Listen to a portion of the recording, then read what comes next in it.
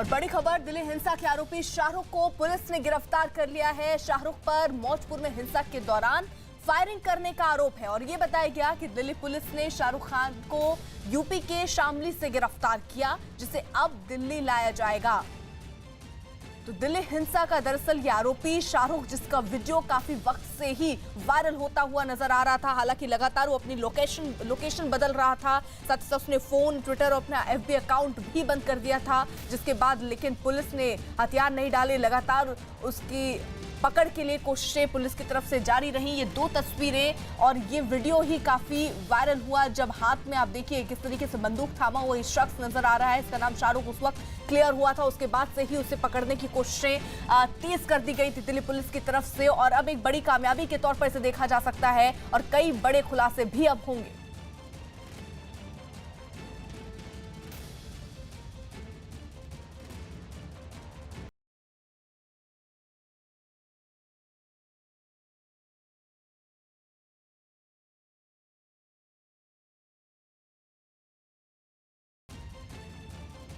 वक्त मैं बात करूंगा दिल्ली पुलिस के एक ऐसे जाबाज से जिसका नाम है दीपक दहिया। जी हाँ, ये नाम ही काफ़ी है, जिन्होंने हिंसा के दौरान जो नॉर्थ ईस्ट दिल्ली में जिस तरह से हिंसा हो रही थी, उस वक्त में अपनी जाबाजी और अपनी दिलेरी से बाकायदा अपना नाम बनाया। इस वक्त हमारे साथ में है। जिस तरह से अभी कुछ दिन पहले मौजपुर और वजीराबाद इलाके में देखा गया आपको, आप जिस तरह से बाकायदा एक ऐसे शख्स के साथ सामना कर रहे हैं, सामने पिस्टल हाथ में, वो भी बड़ा आधुनिक पिस्टल लेके वो फायरिंग कर रहा है, आप सामने में थे, डर नहीं लग रहा था क्या? नहीं सर, ये तो हमारी ड्यूटी का पार्ट है सर, और ये तो ड्यूटी करनी ही पड़ेगी सर। और हमें ट्रेनिंग में सिखाया जाता है सर कि किस तरीके से हमें क्राउड कंट्रोल करनी है।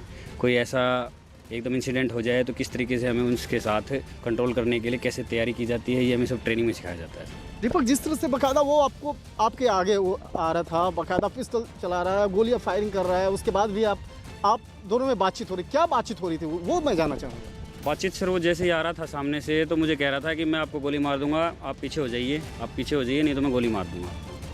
तो फिर मैंने उसको थोड़ा सा डराने की कोशिश की ताकि वो थोड़ा डर जाए या कुछ इस तरीके से उसकी लाइन चेंज हो जाए कि किसी पब्लिक पर्सन को या किसी को कोई गोली ना लगे। अच्छा, मैंने क्या आप कोशिश कर रहे थे कि उसका दिमाग कहीं से डाइवर्ट हो, जिससे कि वो कहीं फायरिंग ना करे, आप बातचीत करते रहे, इस बीच में कोई आके पकड़े?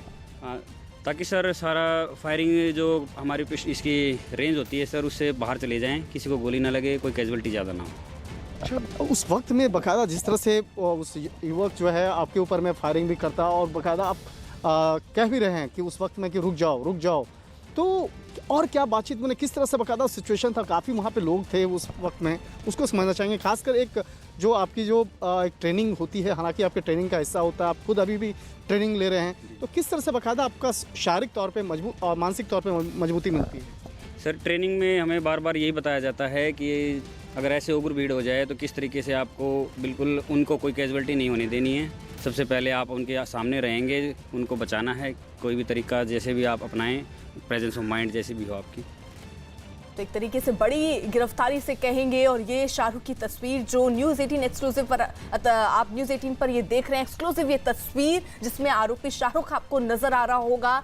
और जब से इसका वीडियो वायरल हुआ और जब से इसका नाम सामने आया, तब से ही अपनी लोकेशन बदल रहा था। इसने अपना फ़ोन बंद कर दिया था, ट्विटर और फेसबुक अकाउंट भी अपना बंद कर दिया था, जिसकी वजह से इसको ढूंढने में थोड़ी दिक्कत यहाँ पर दिल्ली पुलिस को ज़रूर आई।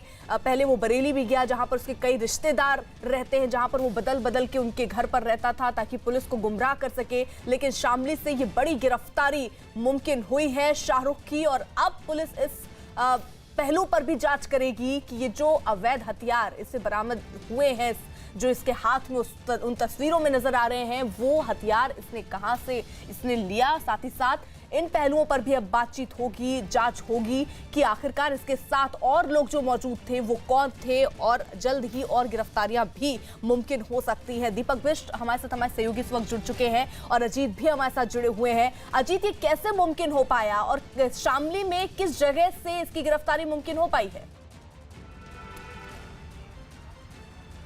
देखिए, बिल्कुल जो शाहरुख था वो लगातार अपनी लोकेशन बदल रहा था। बरेली में 6 से 7 जगह उसने अपनी लोकेशन बदली। दिल्ली पुलिस की जो क्राइम ब्रांच है, उन्होंने लोकल पुलिस यूनिट से बात की थी, उसके बाद सर्विलांस के जरिए ये गिरफ्तारी हुई और शाहरुख ने चालाकी से अपनी लोकेशन को बदलकर शामली पहुंच गया था, जहां से आज ये अरेस्टिंग हुई है। और शामली का जो मुख्यालय है, मुख्यालय के आसपास का जो सदर का इलाका है, वहां से इसकी अरेस्टिंग की गई है। और कहा जा रहा है कि इसके पास जो पिस्तौल थी, वो अभी तक जो बात हमारे पास सामने निकल कर आई है कि वो पश्चिमी यूपी से ही ये पिस्तौल इसको दी गई थी। उसके साथ 4 से 5 लोग और शामिल थे। पिस्तौल किसने खरीदी, कहां से लाएगा और शाहरुख को कैसे हैंडओवर किया गया, इस बात की भी जांच पुलिस कर रही है। हालांकि यूपी पुलिस की तरफ से जरूर कहा जा रहा है कि प्रेस ब्रीफिंग वो नहीं करेंगे, दिल्ली की क्राइम ब्रांच प्रेस ब्रीफिंग करेगी, क्योंकि दिल्ली का यह मसला था, वहां इसने गोली चलाई जिसके वीडियो वायरल हुए थे। तो लेकिन अब उसका अलीगढ़, सहारनपुर, बरेली और शामली का जो कनेक्शन है उसकी जांच यूपी पुलिस भी करेगी, साथ ही दिल्ली की जो क्राइम ब्रांच है वो भी कर रही। तो अब उसकी गिरफ्तारी से कई ऐसे नाम सामने आएंगे जो चौंकाने वाले होंगे। और कहा जा रहा है कि अगर बरेली में उसके पिता, उसके परिवार का काफी रसूख रहा है, शामली में भी उसके कनेक्शन रहे, अलीगढ़, सहारनपुर में भी उसकी बातचीत हुई है, जो कॉल डिटेल की बात यूपी पुलिस बता रही है। तो निश्चित तौर पर कहीं ना कहीं ये बड़ी कामयाबी है दिल्ली पुलिस की। और शाहरुख की गिरफ्तारी के बाद इस पूरे जो कांड है, जो उसने गोली चलाई थी, जो हिंसा में उसने किया था, सब कुछ के तार तार होने की उम्मीद है, क्योंकि अभी बहुत कुछ बाकी है। क्योंकि शाहरुख की गिरफ्तारी के बाद जहां जहां वो गया था उनसे पूछताछ होगी। बरेली में 6 से 7 जगह उसने ठिकाने बदले, शामली में 3 जगह उसने ठिकाने बदले, सहारनपुर, अलीगढ़ में उसने कुछ लोगों से दूसरे नंबर पर बात की है। तो इसकी जांच भी उत्तर प्रदेश की एसटीएफ करेगी। इसके साथ ही दिल्ली की जो क्राइम ब्रांच है, जिन्होंने अरेस्ट किया है या यूपी पुलिस के सहयोग से, अब उसे दिल्ली ले जाएंगे और वहां कहा जा रहा है कि एक प्रेस कॉन्फ्रेंस करेंगे, जैसा कि बरेली के डीजी जोन बता रहे थे। तो निश्चित तौर पर यह बड़ी कामयाबी है, जो एक तरीके से कहा जाए दिल्ली की क्राइम ब्रांच की पुलिस की। हालांकि यूपी की जो पुलिस है उन्होंने उसको ढूंढने में जरूर सहयोग किया था, लेकिन जो क्राइम ब्रांच है उन्होंने पूरा अपना जो एक तरीके से जो खाका तैयार किया था उसके तहत उसे अरेस्ट किया गया। तो बिल्कुल, तो यानी अब जो है दिल्ली लाया जाएगा, वहां पर उससे पूछताछ होगी और कई पहलुओं का खुलासा एक तरीके से वहां होगा। दीपक भी हमारे साथ जुड़े हुए हैं। दीपक, ये क्या अभी और जानकारी कुछ इस बाबत मिल पा रही है कि और भी गिरफ्तारियां जल्द मुमकिन है? क्योंकि शाहरुख की गिरफ्तारी हुई है, उसके बाद कई अब कनेक्शन और जुड़ेंगे और गिरफ्तारियां क्या मुमकिन है? किया गया है और पहले उसकी कई लोकेशन पंजाब से लेकर यूपी की तरफ टीमें भेजी गई थी और क्राइम ब्रांच की नारकोटिक सेल ने इस गिरफ्तारी को किया है, क्योंकि जो उसका बैकग्राउंडर रहा है, उसके पिता का जो बैकग्राउंडर रहा है वो ड्रग्स से रिलेटेड रहा है और यही वजह थी कि नारकोटिक सेल उसकी साथ साथ स्पेशल सेल की टीमें थी, क्राइम ब्रांच की अधिकतर टीमें थी, लगभग 15 से 20 टीमों को बरेली इलाके में डिप्लॉय किया था। और उसकी गिरफ्तारी जब हुई है तो उसके बाद से ही लगातार कई सारे सवाल है, क्योंकि जिस पिस्टल से उसने फायरिंग की थी उस वक्त, उस दौरान हम वहाँ पर रिपोर्टिंग कर रहे थे और हमारे महज 10 मीटर पर ये फायरिंग हुई थी और उसके बाद शाहरुख की वो सारी तस्वीरें हमने चलाई थी। और उसके बाद से ही लगातार जब पहली बार हम उसके घर गए थे, न्यूज़ 18 इंडिया उसके घर पहुंचा था, तो पड़ोसियों ने बताया कि एक दिन पहले ही शाहरुख और उसका परिवार वहां से गायब हो चुका था। और जिसके बाद लगातार कयास लगाए जा रहे थे कि आखिर कौन सी टीम पकड़ेगी, क्योंकि सभी टीमों को शाहरुख के पीछे लगाया गया था। अब पुलिस ये पूछताछ करेगी किसने उसको पिस्टल मुहैया कराई थी और क्या मकसद था उस फायरिंग को लेकर, क्योंकि जब जिस वक्त प्रदर्शन में हम कवरेज कर रहे थे उसी दौरान शाहरुख दूसरी तरफ से आया और रेलिंग से उसने फायरिंग झोंक दी थी भीड़ की तरफ और प्रदर्शनकारियों में से एक युवक को गोली लगी थी, पैर में गोली लगी थी, बाकी लोग बच गए थे, क्योंकि 5 से 7 फायर ये दावा किया जा रहा था कि उस वक्त किए गए थे। तो अर्पिता, बड़ी कामयाबी कही जाएगी दिल्ली पुलिस की स्पेशल क्राइम ब्रांच की। और सबसे अहम चीज़ यह है कि शाहरुख से पूछताछ में कई खुलासे हो सकते हैं कि आखिर उसका मकसद क्या था, क्योंकि जो परिजनों और शाहरुख से हमने बात की थी उसके घर जाकर, तो उनका ये कहना था कि उसका कोई आपराधिक इतिहास नहीं रहा है। लेकिन अब पुलिस उस इतिहास को भी खंगालेगी और साथ ही पूछताछ करेगी कि आखिर पिस्टल लाकर पब्लिक जो प्रदर्शनकारी थे उन पर फायरिंग करने का उसका मकसद क्या था, क्या इसके पीछे कोई साजिश थी, किसी ने जानबूझ के उसके हाथ में पिस्टल दी थी या वो खुद लेकर आया था, उसके पास पिस्टल कहां से थी। ऐसे कई सवाल हैं जिनका क्राइम ब्रांच पूछताछ करके। बिल्कुल दीपक, रहिए आप हमारे साथ। तो जहां एक तरफ एक बड़ी गिरफ्तारी, एक बड़ी कामयाबी दिल्ली पुलिस को लगी है, वहीं पुलिस जो है वो अब ताहिर हुसैन की तलाश में भी जुटी हुई है। ताहिर हुसैन पर आईबी कर्मचारी अंकित शर्मा की हत्या का आरोप है, लेकिन वो अभी तक पुलिस की गिरफ्त में नहीं आया है। कोशिश पुलिस की यही है कि जल्द से जल्द उसे भी गिरफ्तार किया जाए। दीपक, ताहिर हुसैन की गिरफ्तारी की तरफ किस तरीके से दिल्ली पुलिस कदम बढ़ाती नजर आ रही है? देखिए, ताहिर हुसैन वो पार्षद हैं जिनके ऊपर शुरुआत से ही आरोप लगा था, क्योंकि जिस दिन हिंसा हुई थी उस इलाके में ताहिर पर आरोप लगा था कि उनकी छत पर काफ़ी भीड़ थी और उनके साथ साथ जो दूसरे लोग थे वहाँ से गुलेल द्वारा और पेट्रोल बम फेंक रहे थे। लेकिन पुलिस की जो टीमें हैं लगातार शुरुआती 2 दिन तक कांटेक्ट में थी। उसके बाद ताहिर हुसैन अचानक गायब हो गए, क्योंकि ये माना जा रहा था क्योंकि दूसरी तरफ आम आदमी पार्टी ने उनको हटा दिया था और उसके बाद से लगातार वो गायब रहे हैं। दिल्ली पुलिस की कई टीमें उनकी तलाश कर रही है।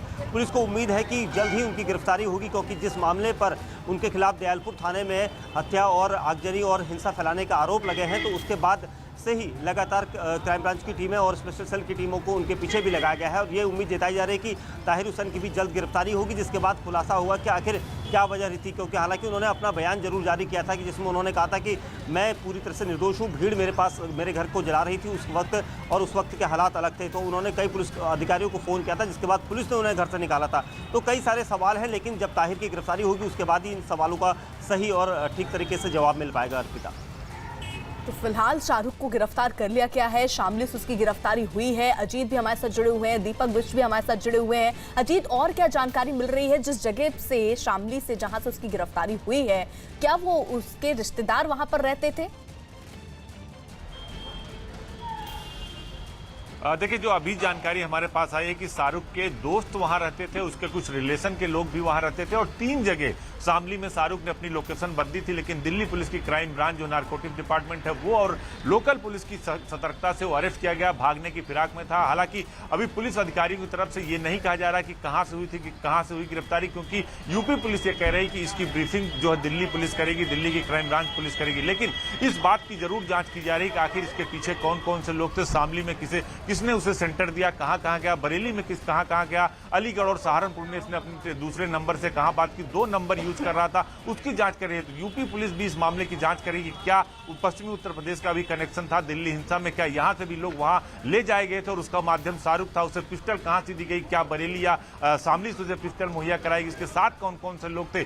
तो बहुत सारे ऐसे बिंदु है जिसकी जांच हो रही है अर्पिता, और जांच में खुलासा भी होगा। हालांकि क्राइम ब्रांच जो ले गई दिल्ली की पुलिस वो पूछताछ करेगी, उससे पहले अब यूपी पुलिस ने भी अपना काम शुरू कर दिया। जो एडीजी जोन बरेली है उन्होंने साफ तौर पर कहा कि हम उसके सभी पहलुओं की जांच करेंगे और दिल्ली पुलिस की से बात करेंगे और जो उसके पहलू हैं, जो उसका इतिहास रहा है, जो नारकोटिक्स डिपार्टमेंट का इतिहास रहा, जो उसके खानदान का रसूख रहा, उन सब विषयों की अब जांच की जाएगी। अर्पिता और दीपक, इस पूरे मुद्दे को लेकर पुलिस की तरफ से एक प्रेस कॉन्फ्रेंस भी होनी है, क्या कितने बजे ये प्रेस कॉन्फ्रेंस होगी जिसमें चीजें और क्लियर होंगी?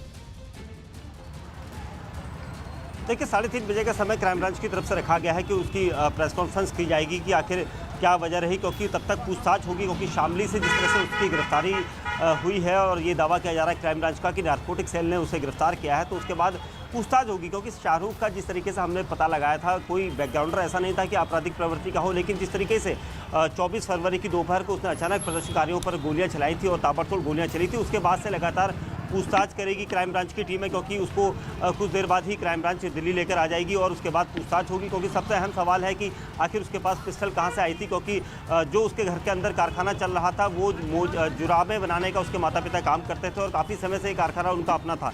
लेकिन अचानक जो दूसरे बड़े भाई हैं उनके ये बताया जा रहा था कि उन्हें मुल्ला जी कहा जाता है और वो धार्मिक प्रवृत्ति के हैं और इसी वजह से शाहरुख का बैकग्राउंडर तलाशना बहुत ज़रूरी है। लेकिन सबसे अहम चीज़ यही है कि क्राइम ब्रांच किस तरीका का खुलासा करती है, ये 3:30 बजे के बाद ही साफ हो पाएगा। दीपक, आप रहिए हमारे साथ, अजीत भी हमारे साथ जुड़े हुए हैं। वहीं एक तरफ जहां इसकी गिरफ्तारी हुई है, वहीं एक तस्वीर और जो भी देख लेनी बेहद जरूरी है। फरार होने के बाद भी शाहरुख लगातार टिकटॉक पर एक्टिव था और लगातार वहां वीडियो बना रहा था। तो ये टिकटॉक पर डाली हुई उसके द्वारा बनाई गई ये वीडियो, जिस पर वो बाइक से उतरता हुआ और टशन के साथ चलता हुआ नजर आ रहा है। तो फरार था, दिल्ली पुलिस की क्राइम ब्रांच उसको खोजने में लगी थी, लोकेशन वो अपनी बदल रहा था, लेकिन इन सब के बीच वो टिकटॉक पर एक्टिव था, वीडियो बना रहा था। जिम करता हुआ अपना वीडियो उसने टिकटॉक पे शेयर किया। उसके अलावा एक बाइक पर सवार टशन के साथ उतरता और चलता हुआ ये एक वीडियो उसने बनाया जिसे उसने टिकटॉक पर अपलोड किया। तो कुल मिलाकर एक तरफ पुलिस कोशिश कर रही थी कि उसको गिरफ्तार किया जाए, उसे पकड़ने की कोशिश हो रही थी, वहीं दूसरी तरफ बड़ी ही चालाकी के साथ शाहरुख पहले उसने अपना फोन हालांकि इस्तेमाल करना बंद किया, अलग अलग नंबरों से कॉल करता था वो।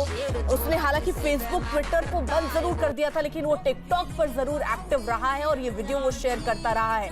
अजीत हमारे साथ जुड़े हुए। अजीत, यानी एक तरफ तुमने फोन बंद कर दिया, फेसबुक और ट्विटर पर एक्टिव नहीं है, लेकिन टिकटॉक पर ये वीडियो दरअसल दिखाती है बेखौफ है, डर नहीं है इस बात का कि जल्दी उसकी गिरफ्तारी हो सकती है।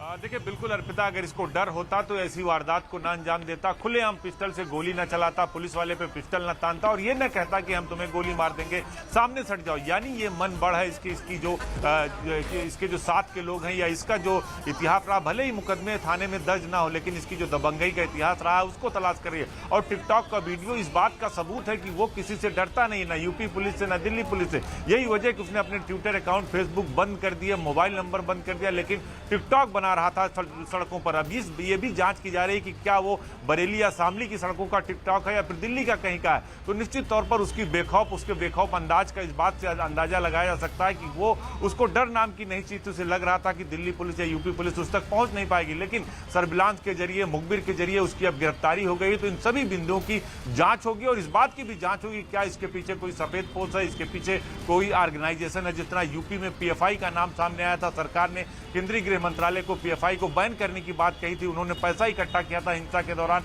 जब नागरिकता संशोधन कानून के विरोध में प्रदर्शन हो रहे थे उत्तर प्रदेश और देश के हिस्सों में। तो क्या इसके पीछे भी पीएफआई का हाथ है या इसके पीछे जो डीएफआई है उसका दूसरा संगठन है उसका हाथ? इस बात की भी जांच अब उत्तर प्रदेश पुलिस करेगी, साथ ही दिल्ली की जो पुलिस है वो भी कर रही। तो बहुत सारे ऐसे सवाल हैं जो अब शाहरुख की जुबान से पुलिस के हाथ लगेंगे और उसके बाद इस बात का खुलासा होगा कि आखिर इसके पीछे कौन कौन से लोग थे। अर्पिता। दीपक, दिल्ली उसे लाया जाना है, दिल्ली कब तक वो पहुंचेगा? देखिए कुछ देर बाद ही दिल्ली लाया जाएगा, क्योंकि उसके बाद उसका मेडिकल टेस्ट करवाया जाएगा, उसके बाद मेडिकल के बाद ही उसको मीडिया के सामने पेश किया जाएगा। उस बीच में कई सवाल भी ऐसे हैं जो उससे पूछे जा रहे हैं लगातार, क्योंकि क्राइम ब्रांच की नारकोटिक सेल शाहरुख को लेकर कुछ देर बाद ही शामली से दिल्ली पहुंचने वाली है और उसके बाद उसकी प्रेस कॉन्फ्रेंस के जरिए ही पुलिस ये साफ करेगी कि आखिर इतने दिन वो कहां पर था, क्योंकि आज 9वां दिन है जब उसकी गिरफ्तारी हुई है और 24 तारीख को दोपहर को 2:30 बजे के आसपास उसने फायर करने के बाद वो फरार हो गया था, लेकिन उसके 2 दिन बाद उसका परिवार वहां से गायब हुआ था। तो कुल मिला के परिवार के साथ साथ उसके पूरे बैकग्राउंडर की तलाश करेगी कि आखिर उसके पास पिस्टल कहाँ से आई थी।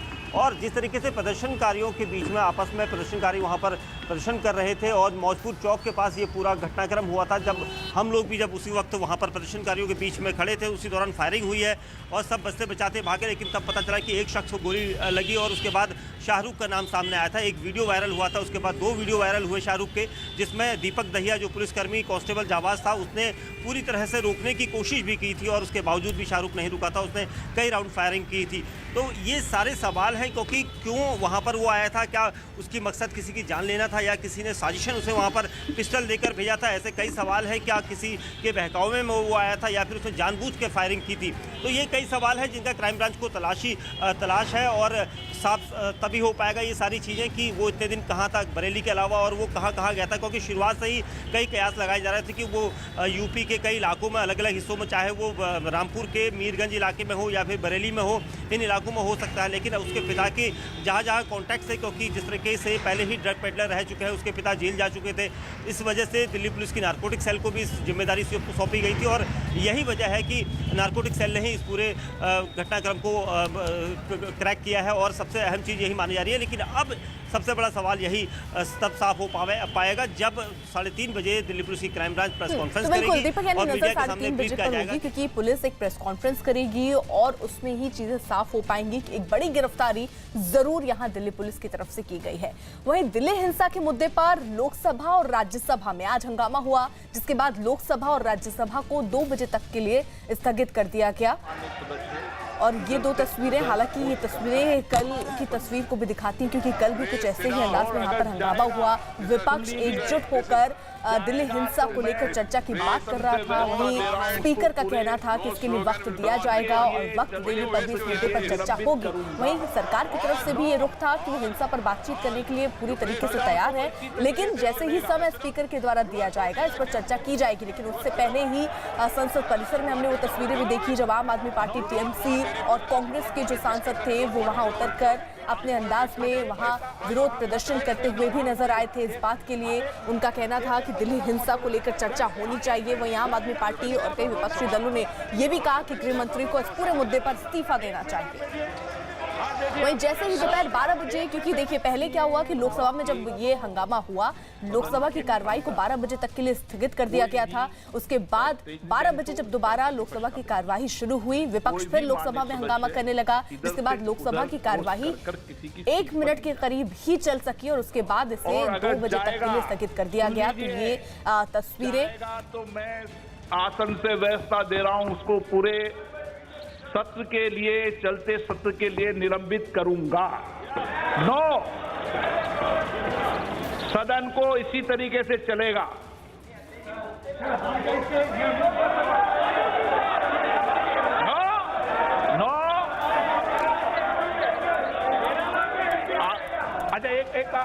अच्छा एक मिनट आप बोलिए, एक को मौका दूंगा। चलो सर, हाँ 1 मिनट सर, आपके नेता बोल रहे ना, आपके नेता बोल रहे ना, 1 मिनट आप बैठिए, आप बैठिए, आप 1 मिनट बैठिए, 1 मिनट बैठिए सर। बालू जी प्लीज सर, 1 मिनट प्लीज बालू सर, प्लीज सर, प्लीज। हम लोग नुमाइंदे बन के, अधीर रंजन सर, हम लोग की नुमाइंदे बन के यहाँ आते हैं देश की विषय को उठाने के लिए। आज दिल्ली में जो हो रहे हैं, मैं विषय की बात, आज भी लाश की कतार बढ़ रहे हैं। मैं अधीर रंजन, तो ये विषय को उठाने का हमें अधिकार नहीं है सर, ये विषय उठाने का हमें अधिकार नहीं है। मैं आपको बताया, सारे दिल्ली जल रहे हैं, सारे देश की निगाह इसमें टिके हुए हैं। ये विषय को रखने का हमें मौका देने के लिए हम आपसे गुजारिश किए हैं, सरकार से दरखास्त कर रहे हैं और सरकार की पक्ष से ये विषय को चर्चा में लाने के लिए भाई only concern is Delhi issue. सदन में डिसिप्लिन बनाए रखने के लिए आपके नेतृत्व में जो निर्णय हुआ है, हम पूरे तहे दिल से वो स्वागत करते हैं और हम आपके साथ रहते हैं।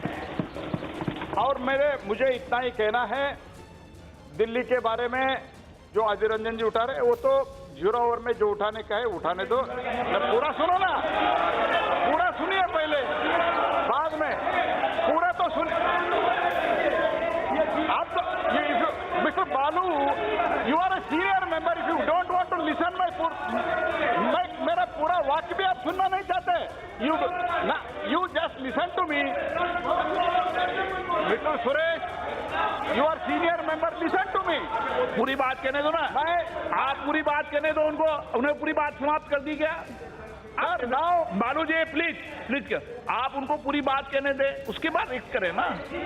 नहीं, उनको पूरी बात कही नहीं आपने, उसके पे ये सिस्टम से सदन चलाओ। हाँ 1 मिनट प्लीज, मैंने आपको समझाया ना, please. Sir, I would like to put it on record. Yesterday also we had said, हमने ये बताए थे कि अगर वो रेस करना है तो रेस करने के लिए हमारा कोई आपत्ति नहीं था। मैं इतना ही कहता हूं, restoration of peace and normality is the top most priority. फिर भी जब आप तैयार करते हैं ना, तब सरकार चर्चा के लिए तैयार है। तो फाइनेंस बिजनेस है, फाइनेंस बिल है, हमारा ऑब्लिगेशन है, कॉन्स्टिट्यूशन ऑब्लिगेशन।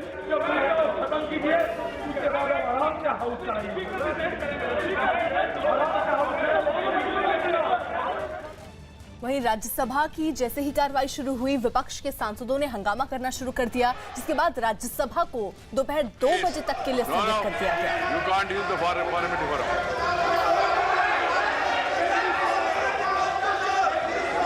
तुम्हारा Please sit down. Please, no comment, no slogan will go on record. Why you waste your energies? All, you please sit down. You please sit down. You are shouting like this. You are sit down. Then I have to adjourn the house. There's no way.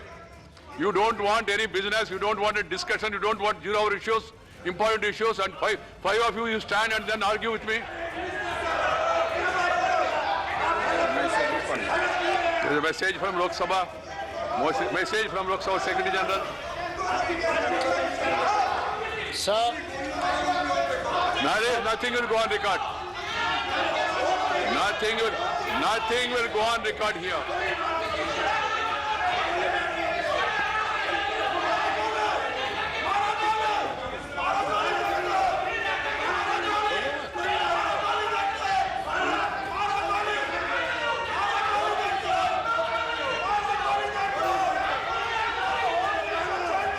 Sir, आप लोग अपना seat पे जाइए।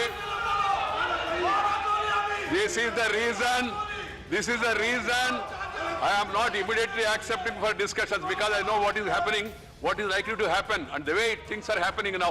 I adjourn the House. That is going to be their approach. Please, no, you can't use the parliamentary forum.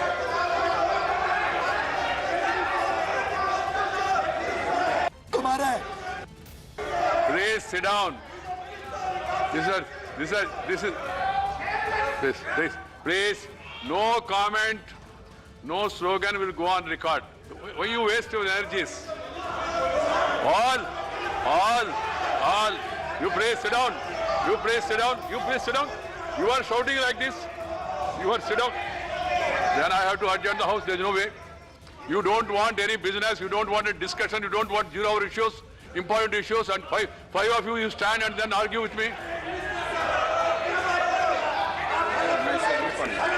There is a message from Lok Sabha. Message from Lok Sabha Secretary General. Sir. Nothing will go on record. Nothing will go on record here.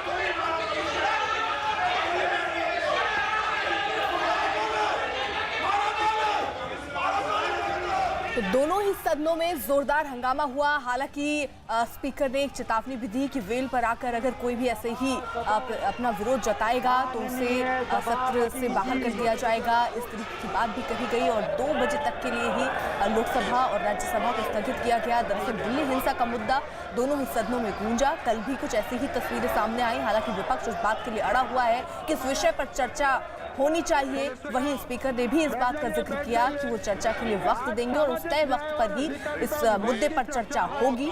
सरकार की तरफ से भी ये बयान आया कि हिंसा पर चर्चा करने के लिए पूरी तरीके से तैयार हैं और इंतजार सिर्फ स्पीकर के दिए वक्त का है।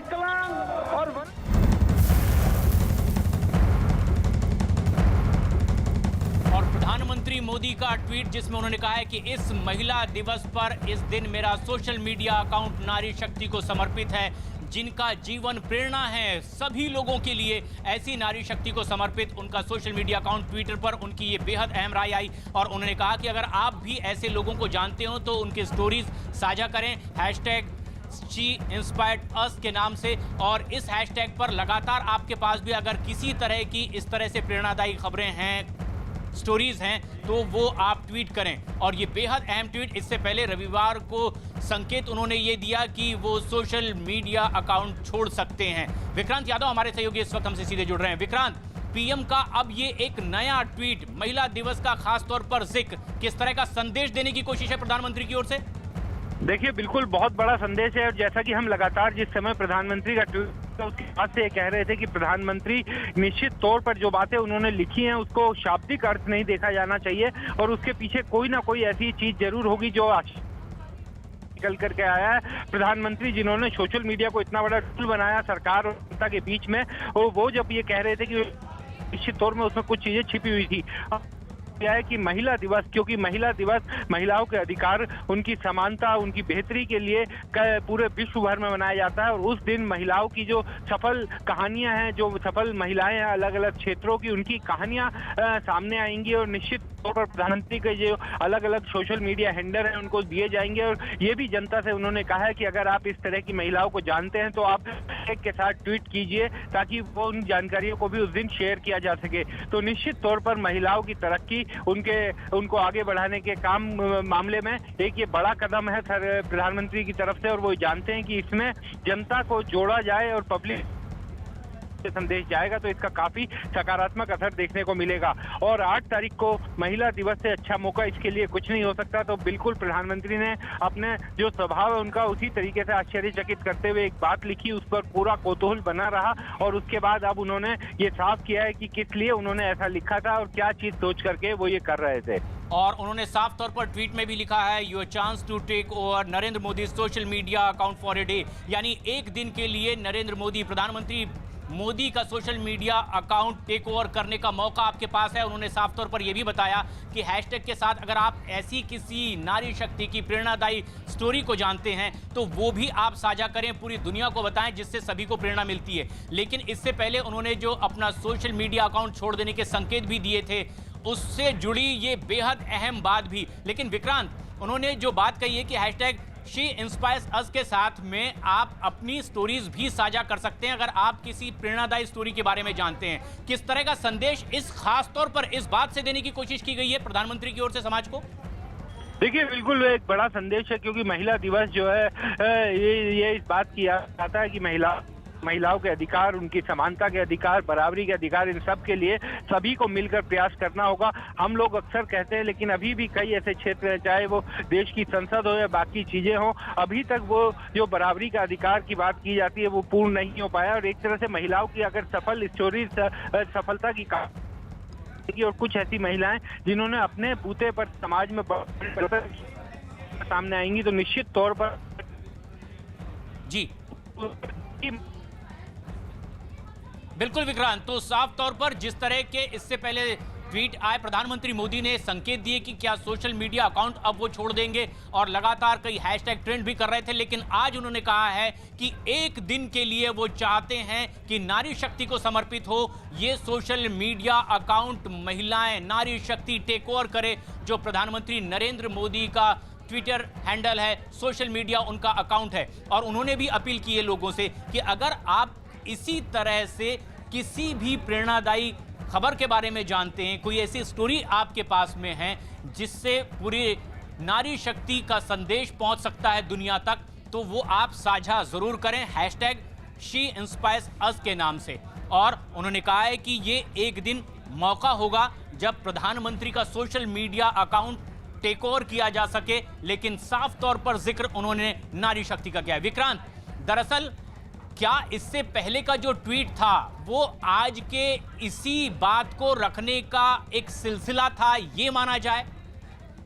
देखिए, बिल्कुल प्रशांत, जिस तरीके से प्रधानमंत्री ने कल अपना ट्वीट किया था वो निश्चित तौर पर चौंका रहा था। और जिस तरीके का उनका पहले भी कई चीजों में हमने देखा कि जब वो कोई बात इस तरीके की करते हैं तो उसमें चौंकाने वाला तत्व जरूर होता है। और कल से ही कई तरह के कयास लग रहे थे, लेकिन लगातार हम लोग ये मान के चल रहे थे कि जो लिखा है उसके शाब्दिक अर्थ पर नहीं जाना चाहिए। और प्रधानमंत्री ने अगर कोई बात लिखी है तो वो काफी सोच समझ के लिखी होगी और उसके पीछे कोई ऐसी चीज होगी जो आपको चौंकाएगी। जब बिल्कुल ऐसा ही इस मामले में भी हुआ। और जिस तरीके से 8 तारीख चूंकि रविवार को महिला दिवस है और महिलाओं की बेहतरी के लिए उन प्रेरक महिलाओं की अगर कहानियां जनता के बीच में आएगी तो निश्चित तौर पर उससे बेहतर कोई दिन नहीं हो सकता और उससे बेहतर कोई ट्विटर हैंडल या कोई सोशल मीडिया हैंडल नहीं हो सकता। अगर प्रधानमंत्री के ट्विटर हैंडल को वो सब जारी होंगी और ये बाकायदा कहा गया है कि जो भी महिलाएं या इस तरह की कहानियां अगर किसी को पता है तो वो हैशटैग के साथ भेजें ताकि उस दिन उसको समाहित किया जाए। तो एक तरह से उस दिन के लिए प्रधानमंत्री के जितने भी सोशल मीडिया हैंडल हैं वो सफल महिलाओं के हाथ में रहेंगे और उनकी कहानियां जनता के बीच में जाएंगी तो निश्चित तौर पर समाज में एक सकारात्मक प्रभाव इसका देखने को मिलेगा। जनता के बीच वो सब कहानियां पहुंचेंगी जो अभी तक चंद लोगों को इसकी जानकारी है और ये पता चलेगा किस तरीके से महिलाएं अपने बूते पर समाज में परिवर्तन के बड़े बड़े काम कर रही हैं।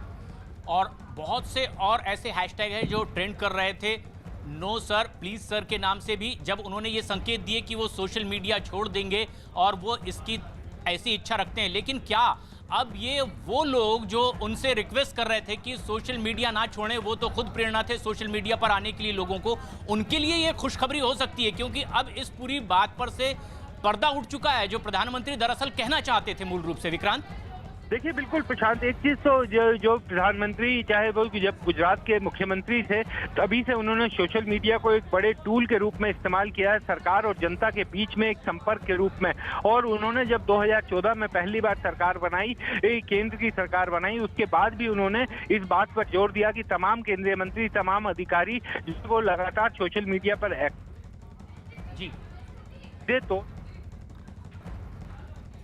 प्रधानमंत्री के इस ट्वीट से साफ हुआ है कि उन्होंने इससे पहले जो ट्वीट किया था जिसमें उन्होंने कहा था कि रविवार को मैं इस बात को सार्वजनिक करूंगा कि मैं सोशल मीडिया अकाउंट अपने छोड़ना चाहता हूं, लेकिन आज का ये ट्वीट बेहद खास है। और जिस तरह से माना जाता है कि प्रधानमंत्री मोदी अक्सर चौंकाने वाली बात सामने रखते हैं, ये बात सामने आई है कि वो एक दिन के लिए यानी 8 तारीख को महिला दिवस को समर्पित करना चाहते हैं अपना सोशल मीडिया अकाउंट। और उन्होंने लोगों से अपील भी की है कि अगर आप किसी भी प्रेरणादायी नारी शक्ति की कथा को जानते हो, ऐसी कोई स्टोरीज आपके पास हो, ऐसे लोगों का चरित्र आपको पता हो, तो उस कथा को, उस स्टोरी को पूरी तरह से साझा करें। हैशटैग भी उन्होंने बताया कि आप इस पर दुनिया के सामने उस नारी शक्ति को सामने ला सकते हैं और उसका प्रचार कर सकते हैं। विक्रांत, लेकिन क्या अब एक तरह से ये खुशी की बात उन लोगों के लिए जो कुछ नर्वस फील कर रहे थे कि प्रधानमंत्री का वो संदेश जिसमें वो सोशल मीडिया अकाउंट छोड़ने की अपनी तरफ से बात रख रहे थे, कि वो दरअसल एक दिन के लिए ये बात रखना चाह रहे थे?